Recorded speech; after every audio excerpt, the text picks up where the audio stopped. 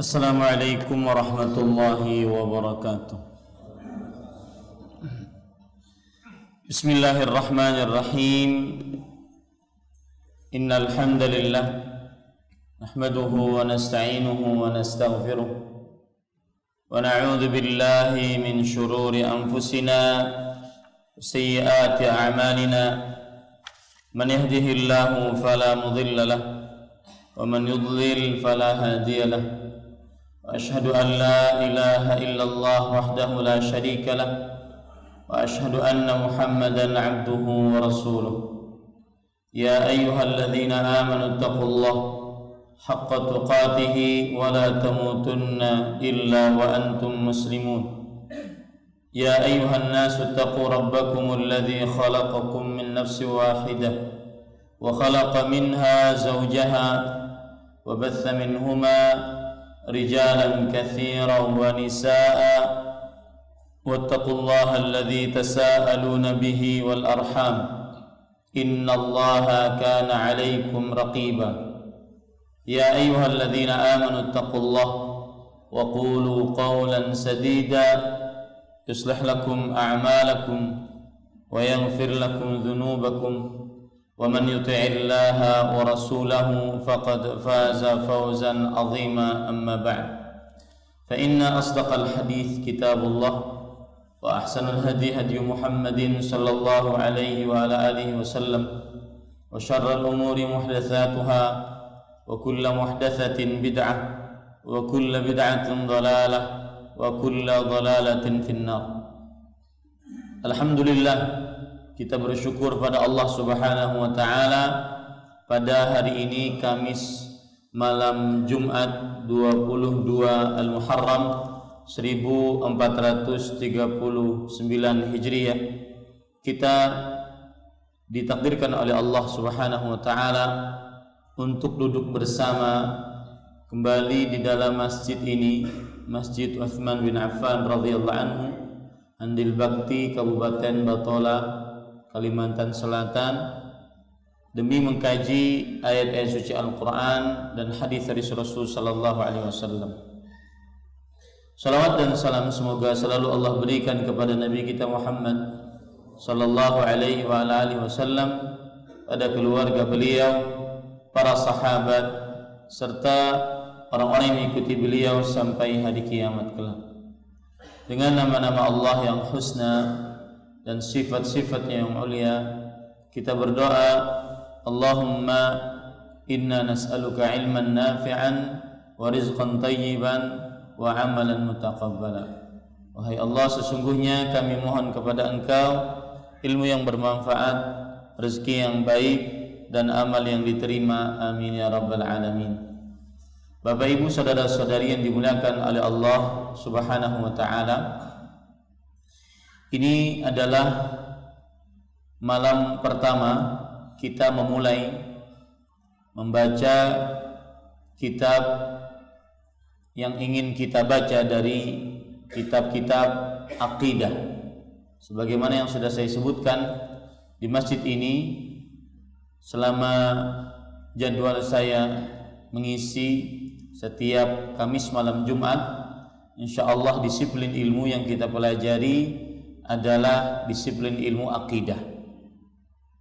Dan akidah, sebagaimana yang sudah kita pelajari, berkaitan dengan ma ya'taqidu bihil qalbu, sesuatu yang diyakini oleh hati, i'tiqadan jaziman la yatatarraqu fihi syak, yaitu keyakinan yang paten, tidak terbesit di dalamnya sedikit pun keraguan. Maka kita malam ini memulai membaca sebuah kitab yang berkaitan dengan akidah. Dan kitab yang akan kita baca namanya adalah Al-Usulu Ats-Tsalatsatu. Al-Usul Ats-Tsalatsah, yang kalau diterjemahkan dalam bahasa Indonesia, 3 landasan utama agama Islam. 3 landasan utama agama Islam. Dan kitab ini ditulis oleh seorang ulama besar yang hidup pada abad ke-13 Hijriah. Beliau lahir atau nama beliau adalah Syekh Muhammad bin Abdul Wahhab bin Sulaiman At-Tamimi. Syekh Muhammad bin Abdul Wahhab bin Sulaiman At-Tamimi. Dan beliau lahir pada tahun 1115 Hijriah dan meninggal pada tahun 1205 Hijriah atau 1206 Hijriah maksud saya. Berarti beliau adalah ulama Islam abad ke-13 Hijriah atau lebih tepatnya pertengahan abad ke-12 Hijriah. Dan beliau lahir di kota atau di daerah namanya Uyainah. Uyainah adalah sebuah distrik dekat kota Riyadh sekarang. Riyadh adalah ibu kota dari Arab Saudi sekarang ini. Dan beliau kemudian belajar ilmu agama bersama bapaknya, dan semestinya seperti itulah orang tua. Senantiasa mendidik anaknya menjadi anak yang pintar agama, dan itu salah satu kewajiban dari orang tua. Sebelum anaknya pergi menuntut ilmu di luar rumah, maka semestinya orang tuanya lah yang pertama kali bertanggung jawab untuk mendidik anaknya. Dan ini adalah peran orang tua yang semestinya jangan diambil oleh orang lain. Jangan mau pahala orang tua pada saat-saat anak seperti ini diambil oleh orang lain, oleh guru TPA, oleh guru TPQ, oleh guru PAUD, TAUD. Tetapi orang tualah yang semestinya lebih banyak mendidik anaknya. Dan itu terjadi kepada Syekh Muhammad bin Abdul Wahhab rahimahullah. Beliau sebelum 10 tahun di tengah keluarganya sudah belajar ilmu fikih, ilmu tafsir, ilmu hadis, dan hafal Al-Quran. Ilmu fikih, tafsir, ilmu hadis, dan hafal Al-Quran. Dan sekali lagi saya ingin mengambil perasaan seluruh para orang tua, jangan mau pahala Anda yang aturannya milik Anda diambil oleh orang lain, yaitu dengan memberikan anak yang masih muda-muda, bahkan masih balita, diberikan kepada orang lain. Ini tidak benar. Kemudian para ikhwan yang dirahmati oleh Allah, setelah itu beliau pergi berhaji. Kemudian pergi berhaji ke kota Mekah, bertemu dengan ulama-ulama di sana, dan akhirnya belajar ilmu agama di sana. Kemudian beliau akhirnya juga belajar ke kota Madinah. Kemudian setelah itu beliau pergi ke Irak, kemudian ke Basrah, kemudian ke Baghdad, kemudian ke Mosul, sampai akhirnya beliau kembali lagi ke daerah beliau. Dan Bapak Ibu saudara-saudari yang dimuliakan oleh Allah Subhanahu wa taala, dakwah yang dibawa oleh Syekh Muhammad bin Abdul Wahhab, penulis kitab ini, dakwahnya terfokus dalam beberapa poin. Yang pertama, beliau sangat menekankan di dalam dakwahnya untuk kembali kepada Al-Quran dan hadis yang sahih, untuk kembali kepada Al-Quran dan hadis yang sahih. Kemudian yang kedua, beliau sangat menekankan untuk memahami dalil dengan pemahaman yang benar, berdasarkan pemahaman para sahabat, para tabi'in, para tabi'ut tabi'in. Ini yang kedua. Yang kedua dari poin-poin Syekh Muhammad bin Abdul Wahhab yang mana kitabnya kita pelajari dari mulai malam ini. Kemudian yang ketiga, Tiga, dakwah beliau juga sangat perhatian dan sangat konsentrasi kepada dakwah tauhid, yaitu mentauhidkan Allah Subhanahu wa taala dalam ibadah. Dakwah tauhid, belajar bagaimana ibadah seluruhnya hanya murni diberikan kepada Allah Subhanahu wa taala. Kemudian yang keempat, konsentrasi dakwah beliau juga kepada menghidupkan sunnah Rasul sallallahu alaihi wasallam dan menjauhkan umat Islam dari ajaran-ajaran yang mengada-ngada dalam agama yang disebut perbuatan bid'ah. Beliau sangat konsentrasi untuk menghidupkan sunnah-sunnah Nabi, baik itu yang berkaitan dengan akidah, ibadah, muamalah, hubungan sosial sesama manusia, ataupun adab dan tingkah laku, cara makan, cara minum, cara bergaul, cara tidur, dan semisalnya. Apa saja yang berkaitan dengan sunnah Nabi, beliau konsentrasi dengan dakwah itu. Dan beliau sangat konsentrasi juga untuk menjauhkan manusia dari perbuatan bid'ah, yaitu mengada-ngada dalam agama. Ini beberapa poin dari inti dakwah Syekh Muhammad bin Abdul Wahab yang menulis kitab ini. 3 landasan utama agama Islam. Ya, 3 landasan utama agama Islam. Baik, kita langsung kepada matan dari kitab ini, dan saya berharap nanti panitia di masjid ini untuk mengadakan matannya, baik dibelikan bukunya kecil saja ataupun difotokopikan. Saya sudah memberikan kepada panitia, tapi mungkin waktunya terlalu mepet, tetapi tidak mengapa. Yang jelas saya akan baca dan saya akan sangat konsen sekali dengan kitab. Makanya saya berharap yang hadir pertama agar mengikhlaskan niatnya, dan itu yang sudah kita pelajari dari adab dalam menuntut ilmu agama. Yang kedua, harus sabar dalam menuntut ilmu agama. Kadang-kadang membaca kitab tidak sama dengan kajian tematik. Kajian tematik mungkin kajian yang penyegar, iman-iman yang sudah mulai turun disegarkan dengan kajian-kajian tematik per judul. Tetapi kajian kitab, kita sangat konsen dengan kitab, ya. Dan kajian kitab lebih mumpuni dibandingkan kajian tematik. Kajian kitab antum merasakan saja nanti. Silahkan uji perkataan saya ini. Mengaji sebuah buku kitab, ilmunya lebih mumpuni dibandingkan hanya sekedar mendengar kajian lewat kajian-kajian tematik, ceramah agama yang judulnya ini, ceramah agama judulnya ini. Beda dengan mengaji kitab, ya. Lihat nanti.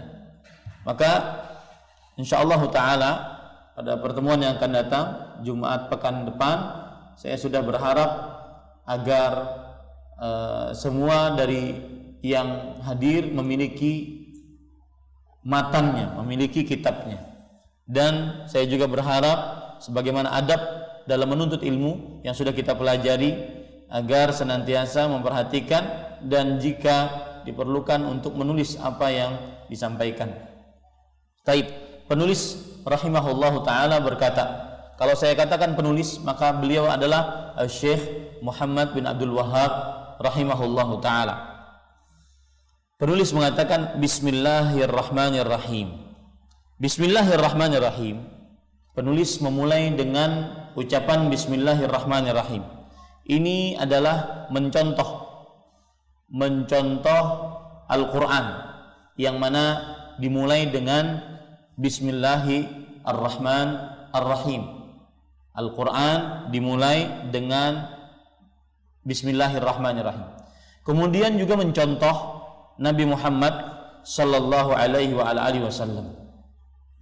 Mencontoh Nabi Muhammad sallallahu alaihi wasallam setiap kali beliau menulis surat perkara-perkara penting kepada para pejabat, para raja, maka beliau menulisnya dengan Bismillahirrahmanirrahim.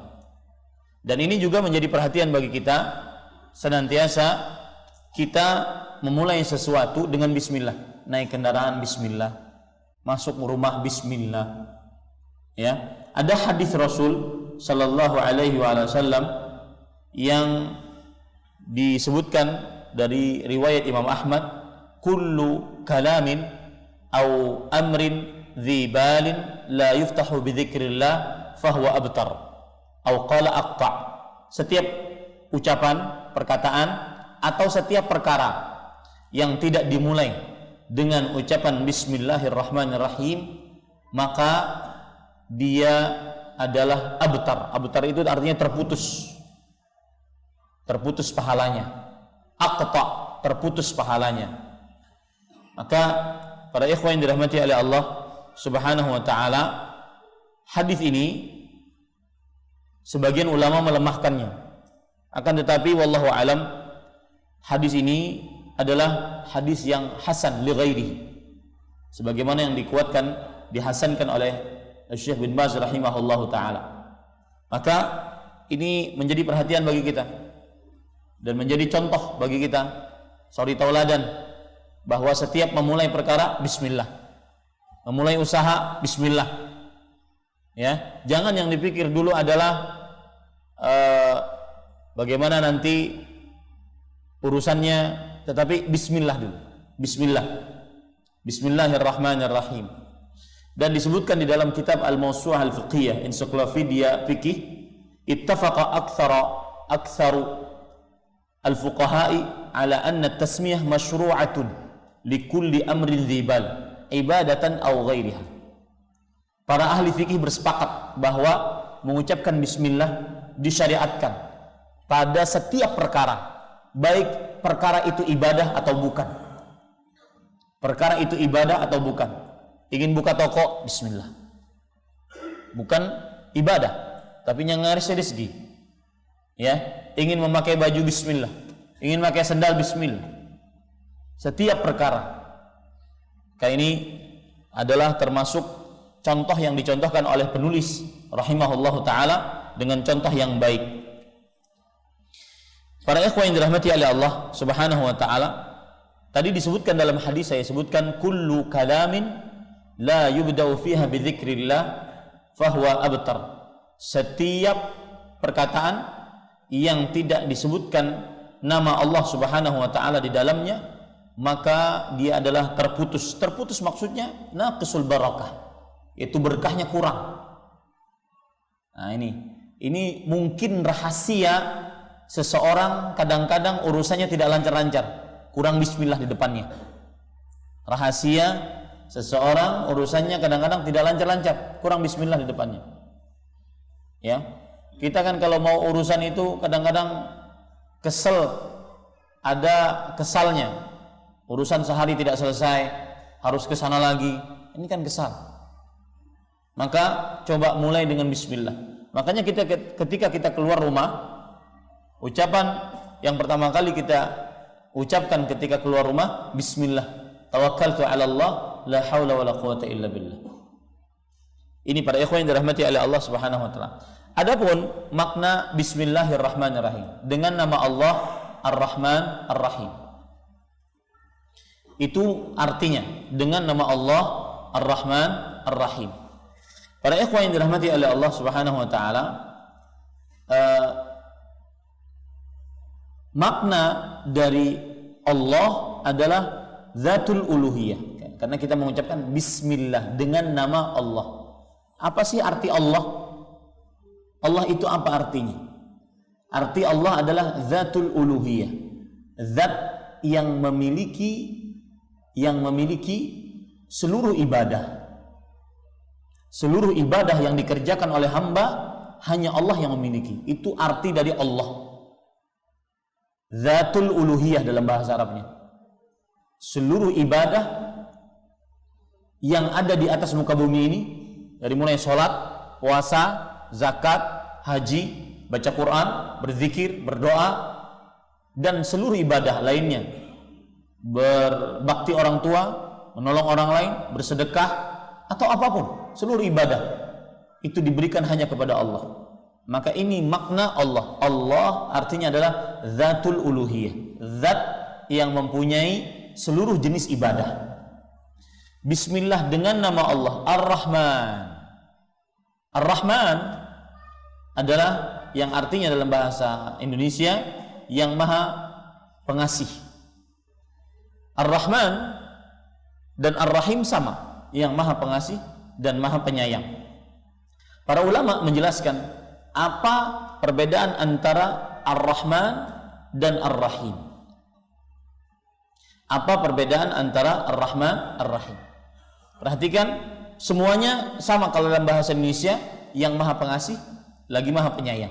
Tetapi para ulama menjelaskan Ar-Rahman, ya, perhatikan baik-baik, Dzur Rahmah Al-Wasi'ah. Rahman adalah zat yang mempunyai rahmat yang sangat luas. Zat yang mempunyai rahmat yang sangat luas.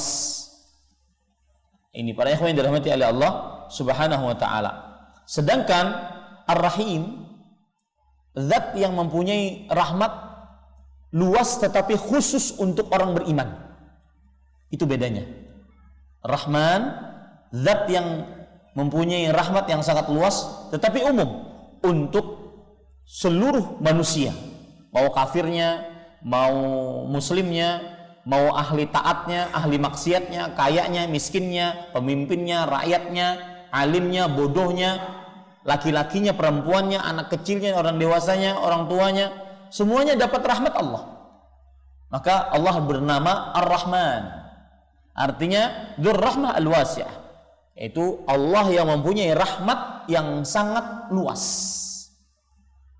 Dan rahmat Allah yang sangat luas ini berlaku pada semua makhluknya, mau manusia, mau jin, mau benda mati, mau bukan makhluk hidup. Pohon itu makhluk apa? Hah? Makhluk hidup, ya, bukan manusia maksudnya, ya, bukan manusia tapi makhluk hidup, pohon dan semisalnya, itu semua dapat rahmat Allah. Nah, Ar-Rahim adalah rahmah khasah lil mu'minin, yaitu rahmat Allah mempunyai rahmat yang khusus untuk orang-orang beriman. Khusus untuk orang-orang beriman. Ini bedanya Rahman Ar-Rahim. Maka semenjak ini kita akhirnya lebih tahu ya, bahwa ada orang maksiat tapi tetap hidup dia. Orang maksiat tetap hidup. Itu berarti dapat rahmat Allah. Dapat rahmat Allah.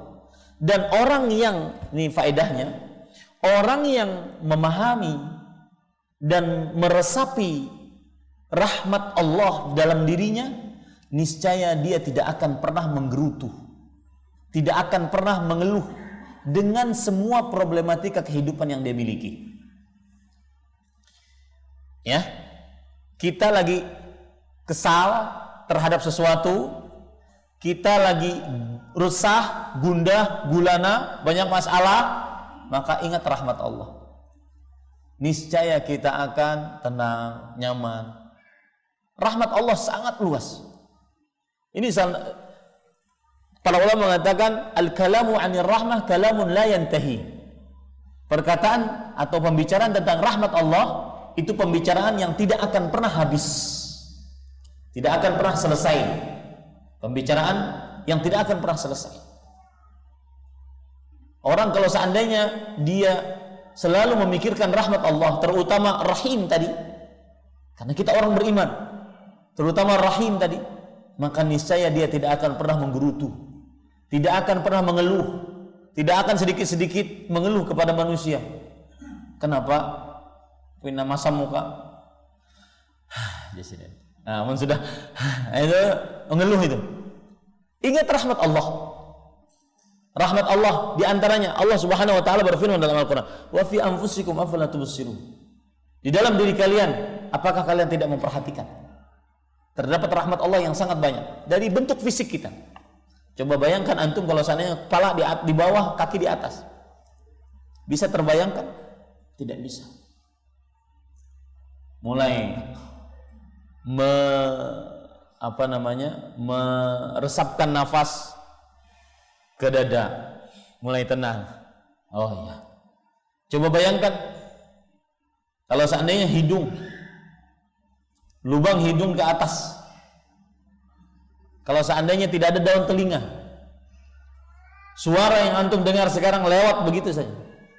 Suara yang bisa kita dengar ini, yang saya sekarang berbicara, itu karena ada daun telinga yang menahan, kemudian memasukkannya ke dalam lubang telinga dan akhirnya kena gendang telinga. Coba bayangkan kalau seandainya ini tangan tidak ada jari jemari tangannya cuma satu begini. Bagaimana seseorang mau makan, beraktivitas, mau mengelus istri, mau berjabat tangan, mau makan dan semisal, mau telunjuk, isyarat, memberikan isyarat, tidak bisa. Rahmat Allah, pembicaraan rahmat Allah, pembicaraan yang tidak akan pernah terputus. Maka saya katakan obat mujarab rasa resah, obat mujarab ketika gundah adalah mengingat rahmat Allah. Jangan pada orang lain, pada diri kita. Dan rahmat Allah yang sangat luar biasa kepada diri kita adalah Allah Subhanahu wa ta'ala. Tanpa kita harus mendaftar, tanpa kita harus bayar, tanpa kita harus ngantri, Allah menunjuk kita sebagai seorang muslim. Bapak ibu kita muslim, kakek nenek kita muslim, buyut kita muslim. Atas apa Allah Subhanahu wa ta'ala menunjuk kita 50.000 tahun sebelum penciptaan langit dan bumi? Dan semoga Islam ini sampai akhir hayat kita. Ketika ada orang Arab pandai berbahasa Arab, bisa baca Al-Quran, bisa baca kitab Arab, tetapi belum diberi petunjuk oleh Allah, tidak ada lain kecuali itu rahmat Allah Subhanahu wa ta'ala. Maka yang kedua, faedah yang kedua, obat malas berdoa, ingat rahmat Allah. Orang yang mengingat rahmat Allah, dia akan semangat berdoa kepada Allah Subhanahu wa ta'ala. Semangat berdoa karena dia tahu Allah Subhanahu wa ta'ala berfirman, inna rahmati sabaqat ghadabi, sebagaimana dalam hadis sahih, sesungguhnya rahmatku mendahului kemurkaanku, kasih sayangku mendahului kemurkaanku. Zat yang seperti ini, maka kita wajib untuk meminta kepadanya rahmat Allah Subhanahu wa ta'ala. Orang yang sedang dalam keadaan sempit harta, banyak membutuhkan harta, maka coba doa kepada Allah Subhanahu wa ta'ala. Bukan coba, doa kepada Allah. Allah Subhanahu wa ta'ala rahmatnya lebih mendahului dari kemurkaannya. Maka saya katakan, orang yang malas berdoa, ingatlah rahmat Allah. Obat mujarab agar semangat berdoa yaitu mengingat rahmat Allah Subhanahu wa ta'ala. Ini para ikhwan yang dirahmati oleh Allah Subhanahu wa ta'ala. Kemudian penulis mengatakan, i'lam rahimakallah. Perhatikan baik-baik. Ketahuilah rahimakallah. Ketahuilah wahai saudaraku. Di sini kata-kata ketahuilah adalah kata perintah. Ketahuilah wahai saudaraku. Biasanya kata ini diucapkan agar lawan bicara kita memperhatikan apa yang kita sampaikan. Ketahuilah baik-baik. Saya sering mengatakan itu. Perhatikan baik-baik. Ketahuilah baik-baik. Ini juga digunakan oleh penulis. Ketahuilah wahai saudaraku. Agar orang yang membaca kitab ini benar-benar konsen, perhatian. Tinggalkan semua yang di luar dulu, kita ingin membaca ini. Ketahuilah. Ketahuilah rahimakallah.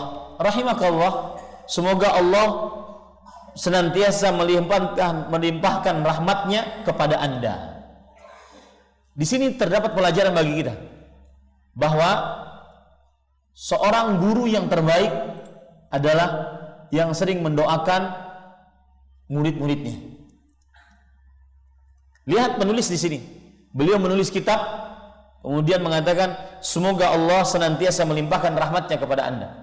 Saya jadi ingat dulu waktu di Masjid Nabawi nyetor di samping Raudhah, nyetor Al-Quran, nyetor hafalan kepada Syekh Ubaid Al-Afghani rahimahullahu ta'ala. Guru ngaji saya itu ada 3. Yang pertama Abah Usuf orang menyebutnya, saya lupa namanya, di Ratu Jaleha. Yang kedua adalah Kiai Haji Abdul Basir LCMA di Kudus, beliau masih hidup, pimpinan Pondok Pesantren Al-Furqan. Yang ketiga yaitu Syekh Ubaid Al-Afghani, seorang ulama baca Al-Quran di Masjid Nabawi. Beliau setiap kali kita nyetor, dan kalau ada keliru dalam menyetor, maka beliau mengatakan, Allahumma kfina syarrak, ya Allah cukupkan keburukanmu terhadap kita. Ini guru yang baik, guru yang baik terhadap murid-muridnya, mendoakan murid-muridnya. Dan ini kita bisa contoh. Kita sebagai orang tua bukan hanya sekedar orang tua yang menafkahi anak kita, tetapi kita pun juga berusaha menjadi guru bagi anak-anak kita. Maka alangkah indahnya ketika orang tua yang dia juga sebagai guru untuk anak-anaknya, dia sering mendoakan anak-anaknya. Termasuk pendidikan yang keliru ataupun cara mendidik yang keliru dari orang tua adalah sumpah serapah terhadap anak-anaknya. Anak-anaknya sering disumpahi dengan sumpah-sumpah yang buruk. Dasar anak bekantan, ya, sidin bekantannya berarti. Maka para ikhwan yang dirahmati Allah, ini tidak benar. Rasul sallallahu alaihi wasallam, ini sebelum Rasulullah sallallahu alaihi wasallam, di dalam Al-Qur'an, di dalam surat Luqman, Allah Subhanahu wa taala berfirman dalam surat Luqman ayat 13, wa idz qala Luqmanu li ibnihi wa huwa ya'idhu ya bunayya. Dan ingatlah ketika Luqman menasihati anaknya, wahai anakku sayang. Panggilan-panggilan yang baik, dan sering-sering mendoakan anak. Dan ini yang dilakukan oleh Syekh. Ini termasuk daripada adab seorang pengajar kepada murid-muridnya, mendoakan murid-muridnya agar mendapatkan rahmat Allah Subhanahu wa taala. Dan kita juga menjadi guru untuk anak-anak kita. Maka doakan mereka agar senantiasa mereka menjadi anak-anak yang saleh. Lihat Nabi Ibrahim, doa-doanya. Dan doa-doanya jangan hanya untuk dunia. Jangan dunia. Doa-doanya misalkan Nabi Ibrahim alaihissalam, wajnubni wa bani an a'budal asnam. Ya Allah, jauhkan aku dan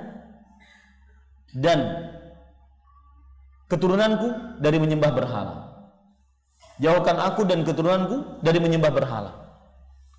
Kemudian lihat lagi, itu disebutkan oleh Allah Subhanahu wa taala, silahkan dihafal nanti.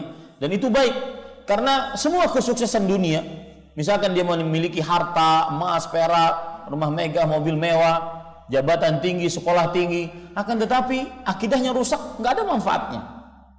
Maka itu dibaca, wajnubni wa baniya an na'budal asnam. Itu disebutkan oleh Allah dalam surat Ibrahim ayat 35. Begitu juga doa Nabi Ibrahim alaihissalam, Rabbi ja'alni muqimas salah wa min dzurriyyati rabbana wa taqabbal du'a. Ya Allah, jadikan aku dan keturunanku dari orang-orang yang mendirikan salat. Dan ya Allah, terimalah doaku. Ini disebutkan oleh Allah dalam surat Ibrahim ayat 40. Maka silahkan dibaca itu. Ya, termasuk adab yang kita ambil pelajaran dari Syekh di sini, itu beliau mendoakan muridnya. Apa maksud i'lam rahimakallah? Artinya, ketahuilah wahai saudaraku, semoga Allah senantiasa melimpahkan rahmat-Mu. Rahmat itu ketika orang mendoakan semoga Allah merahmatimu, itu berarti kita ingin agar orang tersebut diampuni dosanya yang telah lalu dan diberikan petunjuk untuk yang akan datang. Itu maksud doa mendapat rahmat. Saya ulangi, yang dimaksud doa mendapat rahmat, semoga Allah merahmatimu, maksudnya adalah agar dosa-dosamu yang telah lalu diampuni dan yang akan datang engkau diberi petunjuk oleh Allah Subhanahu wa taala. Ini para ikhwah yang dirahmati oleh Allah Subhanahu wa taala, ya. Kita azan dulu. Ya, saya lanjutkan. Bapak Ibu, saudara-saudari yang dimuliakan oleh Allah, sebagian sudah memegang terjemahannya dan saya berharap pekan depan sudah ada baik yang memegang kitabnya atau matan dia kecil ya. Kalau tidak ada di Banjarmasin, datangkan dari Jawa. Kalau tidak, fotokopi yang sudah ada di fotokopian itu. Baik, para ikhwan yang dirahmati oleh Allah Subhanahu wa taala, semoga Allah senantiasa melimpahkan rahmatnya kepada Anda. Tadi kita sudah sebutkan, ketika orang mendoakan semoga Allah melimpahkan rahmatnya kepada Anda. Maksud rahmat di sini adalah mendoakan orang tersebut agar dosanya yang telah lalu diampuni dan agar orang tersebut diberi petunjuk untuk yang akan datang. Ya, untuk yang akan datang. Adapun kalau seandainya rahmat digabung dengan maghfirah, rahmat digabung dengan maghfirah, seperti misalkan hadis tentang duduk di masjid.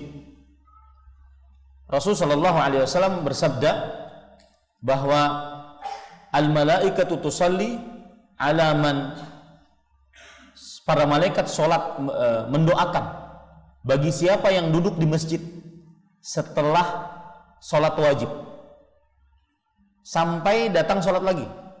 Selama dia duduk itu, sebelum dia keluar masjid, maka para malaikat akan berdoa. Lihat doanya, Allahumma arhamhu, Allahumma ighfir lahu. Ya Allah, berikan maghfirah kepadanya dan berikan rahmat kepadanya. Apa bedanya? Ya, kalau kita katakan tadi, ya Allah rahmati si dia, ini berarti dia, kita minta kepada Allah agar diampuni dosanya yang telah lalu dan agar dia mendapatkan petunjuk untuk keadaan dia yang akan datang. Ini kalau seandainya kita hanya sekedar mendoakan, ya Allah rahmati si fulan. Tapi kalau kita doakan dua, ya Allah rahmati dan berikan maghfirah, ampunan kepada dia, maka ini berarti kita minta dua.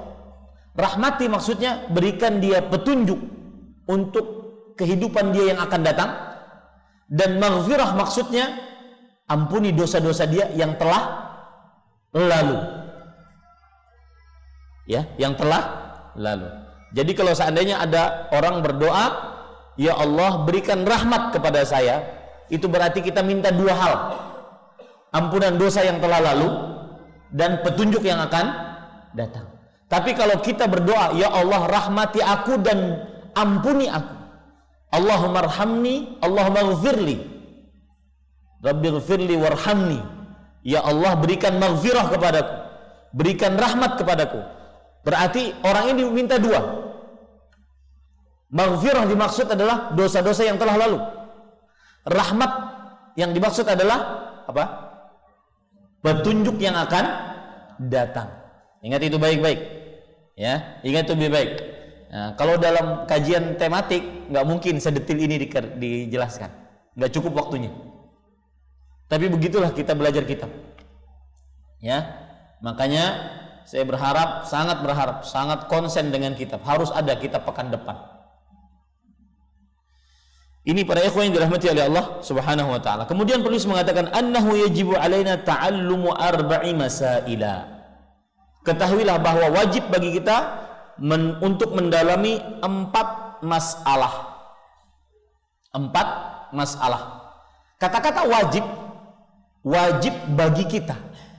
Wajib di sini maksudnya adalah secara ilmu usul fikih, dicatat baik-baik pengertian wajib. Wajib adalah ma amara bihi syari' amran jaziman. Sesuatu yang diperintahkan oleh syariat dengan perintah yang keras, itu wajib. Yang nilainya wastuhiqqa bil adzabi tariquhu 'amdan mutlaqa. Dan orang yang meninggalkannya dengan sengaja diancam siksa. Maka ketika penulis mengatakan ketahuilah bahwa wajib bagi kita belajar 4 masalah, berarti wajib bagi kita. Kalau seandainya kita tidak belajar 4 masalah ini, maka kita diancam siksa oleh Allah Subhanahu wa taala. Itu pengertian wajib. Yang kita hafal selama ini dari mulai SD, SMP, SMA, wajib adalah sesuatu yang kalau dikerjakan berpahala, ditinggalkan berdosa. Itu nilai wajib sebenarnya. Yang kita kenal selama itu nilai wajib. Adapun pengertian wajibnya adalah sesuatu yang diperintahkan oleh syariat dengan perintah yang keras. Itu adalah pengertiannya. Nilainya jika ditinggalkan berdosa, diancam siksa. Nah, itu dia. Jadi yang kita kenal selama ini dari SD, SMP, SMA itu nilai wajib. Adapun pengertiannya perintah yang diperintahkan oleh syariat dengan perintah yang keras. Nah, ketika penulis mengatakan ketahuilah bahwa wajib bagi kita mendalami 4 masalah. Wajib bagi kita mendalami 4 masalah. Berarti kalau kita tidak mendalaminya kita berdosa, diancam siksa. 4 masalah itu apa? Ilmu, amal, sabar, dan dakwah. 4 masalah. Nah, nanti insya Allah pekan depan kita akan belajar masalah yang pertama yaitu ilmu. Apa yang dimaksud dengan ilmu? Ilmu di sini adalah mengenal Allah, mengenal Rasulullah, dan mengenal agama Islam. Ini ilmu. Dan 3 ini yang akan kita pelajari secara detail, karena 3 ini yang akan ditanya pertama kali di alam kubur kita setelah kita mati. Makanya wajib belajar kita, karena akan ditanya nanti oleh Allah Subhanahu wa taala, oleh para malaikat ketika di alam barzakh. Naam. Kira-kira itu yang bisa saya sampaikan. Masih ada waktu hampir 5 menitan. Silahkan jika ada yang bertanya.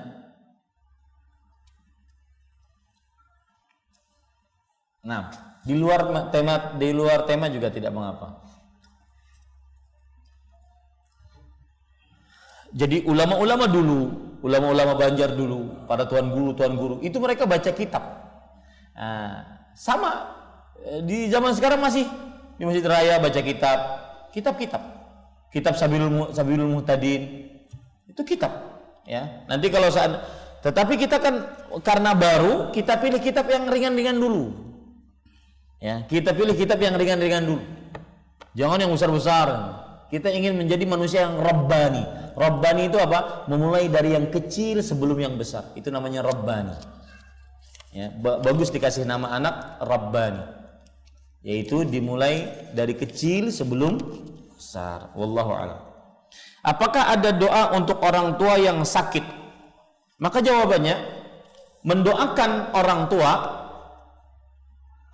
ini adalah salah satu kewajiban seorang anak, dan itu tanda kesolehan anak. Anda ingin mengukur diri anda anak soleh atau tidak, lihat berapa besar persentase doa kita untuk orang tua kita. Ya, tanda anak soleh adalah anak yang mendoakan orang tuanya. Nah, bagaimana anak mendoakan orang tua yang sakit? Macam-macam bisa dibaca doanya. Diruqyah orang tuanya. Yang pertama baca Al-Fatihah. Rasulullah SAW bersabda tentang surat Al-Fatihah, wa ma adraka annaha ruqyah. Apakah engkau tidak tahu bahwa surat Al-Fatihah itu adalah ruqyah, yaitu pengobat penyakit. Dan doakan orang tua dengan membaca itu. Caranya bagaimana, Ustaz? Kita duduk di sampingnya, kemudian perdengarkan kepada dia. Ya, tidak perlu dipegang, tidak mengapa. Perdengarkan saja kepada dia. Dan tidak mesti harus kencang-kencang. Kemudian yang kedua, bacai surat Al-Baqarah. Rasulullah SAW bersabda dalam hadis riwayat Bukhari, Iqra'u surat Al-Baqarah fa inna akhdhaha barakah wa tarkaha hasrah wa la yastati'uha al-batalah. Bacalah surah Al-Baqarah. Sesungguhnya membacanya adalah berkah, meninggalkannya kerugian, dan tidak ada satu tukang sihir pun yang bisa melawan surat Al-Baqarah. Kemudian baca surat Al-Ikhlas, Al-Falaq, An-Nas, yang di depannya ada ucapan Qul. Rasulullah SAW bersabda dalam hadis riwayat Imam Malik dalam kitabnya Al-Muwatta, ma ta'awwadha muta'awwidhun bimithlihinna. Tidak ada seorang pun yang minta perlindungan dengan perlindungan yang paling kokoh dibandingkan membaca 3 surat tadi. Maka baca itu. Lalu baca doa-doa yang lain, doa-doa meruqyah ataupun mendoakan orang tua. Di antaranya, Allahumma rabban nas, mudhibil ba's, ishfi anta syafi la shifa illa shifa. Ya Allah, rabban nas, Rabbnya manusia, mudhibil ba's, yang menghilangkan penyakit, sembuhkanlah penyakit. Engkau adalah yang maha penyembuh atas penyakit. Tidak ada kesembuhan apapun kecuali dari Engkau. Kesembuhan yang tidak meninggalkan satu penyakit pun selamanya. Indah. Doa Rasul SAW sangat indah. Itu cara mendoakan orang tua yang sakit. Bagi bapak-bapak yang suka main game di HP, mohon nasihatnya. Saya heran kalau pertanyaannya bagi bapak-bapak. Kalau anak-anak mungkin ditanyakan. Ini bapak-bapak, berarti bapak-bapak berjiwa anak-anak. Maka jawabannya begini, semua dari umur kita akan ditanya oleh Allah. Rasulullah SAW bersabda dalam hadis riwayat Imam Tirmidzi dari sahabat Abu Barzah Al-Aslami radhiyallahu anhu, la tazulu qadama 'abdin yaumal qiyamah hatta yus'ala an umrihi fima afna wa an ilmihi fima fa'al wa an malihi min aina iktasabahu wa fima anfaqah wa an jismihi fima ablah. Yang artinya, tidaklah bergeser kedua telapak kaki seorang hamba sampai hari kiamat, kecuali dia akan ditanya tentang umurnya dia habiskan untuk apa, ilmunya dia amalkan pada apa, hartanya harta ada dua, dia dapatkan dari mana, digunakan untuk apa. Nih harta, perhatikan, yang diberikan amanah oleh Allah harta, ditanya dua, dapat dari mana, digunakan untuk apa. Yang kelima, badannya dia gunakan untuk apa, itu akan ditanya oleh Allah. Maka Allah berfirman juga dalam Al-Quran, dalam surat Al-Mu'minun ayat 115, afa hasibtum annama khalaqnakum abatha wa annakum ilaina la turja'un. Apakah kalian mengira bahwasanya kalian akan diciptakan sia-sia? Enggak. Kemudian kalian tidak dikembalikan kepada Allah untuk dimintai pertanggungjawaban? Tidak. Kita ini diciptakan ada tujuannya. Kemudian saya berpesan, Pak, waktu itu punya dua gelar, suratul inqidha wa adamul audah. Waktu kita ini yang kita hidup dengannya itu ada dua gelar, sangat cepat berlalu, satu gelarnya yang sangat cepat berlalu, yang kedua yaitu tidak akan pernah kembali. Kita bayar berapapun tidak akan pernah kita kembali. Saya sekarang umur 39, ingin sweet 17 nggak mungkin lagi, nggak mungkin. Ya, bayar dengan seapapun tidak akan mungkin. Adapun tidak keriput sama saja.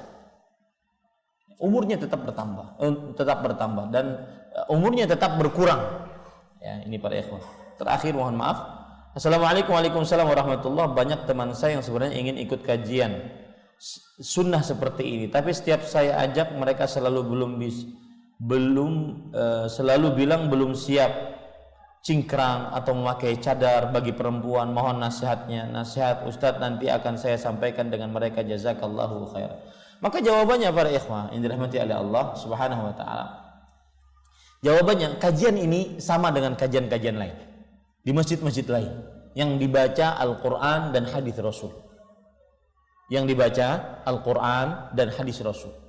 Lihat saja nanti kitab yang kita baca tidak akan lepas dari Al-Qur'an, hadis Rasul.